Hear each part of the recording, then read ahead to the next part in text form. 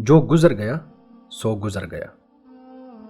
ماضی میں جینا اس کے غموں اور المیوں کو یاد کرتے رہنا اور ان پر رنج کرنا بے وقوفی اور حماقت ہے۔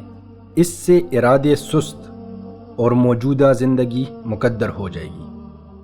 حکماء کہتے ہیں کہ ماضی کی فائل لپیٹ کر رکھ دی جائے، اسے کھولا نہیں جانا چاہیے بلکہ ہمیشہ کے لیے بلا دینا چاہیے، کیونکہ جو گزر گیا وہ گزر چکا، نہ اس کی یاد اسے لوٹائے گی، نہ کوئی غم یا رنج و فکر اسے زندہ کر سکتی ہے، کیونکہ ماضی کا مطلب ہے عدم۔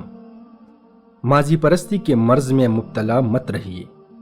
جو چھوٹ گیا اس کی پرچھائیوں سے پیچھا چھڑائیے، کیونکہ آپ دریا کو اصل کی طرف، سورج کو مطلع کی طرف اور آنسو کو آنکھ میں واپس نہیں لا سکتے۔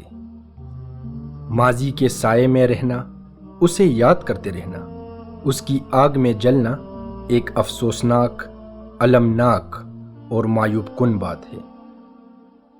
اللہ تعالیٰ نے قرآن پاک میں گزشتہ اقوام کا اور ان کے کاموں کا تذکرہ کیا ہے اور کہا کہ یہ ایک قوم تھی جو گزر چکی، یعنی ان قوموں کا معاملہ ختم ہوا۔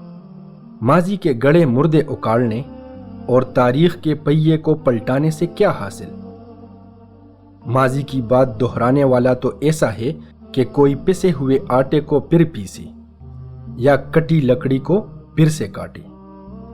ہماری مشکل یہ ہے کہ ہم حال سے عاجز اور ماضی سے چمٹے ہوئے ہیں، اپنے خوبصورت محلات کو یوں ہی چھوڑ کر ماضی کے بوسیدہ قلعوں کو روتے رہتے ہیں۔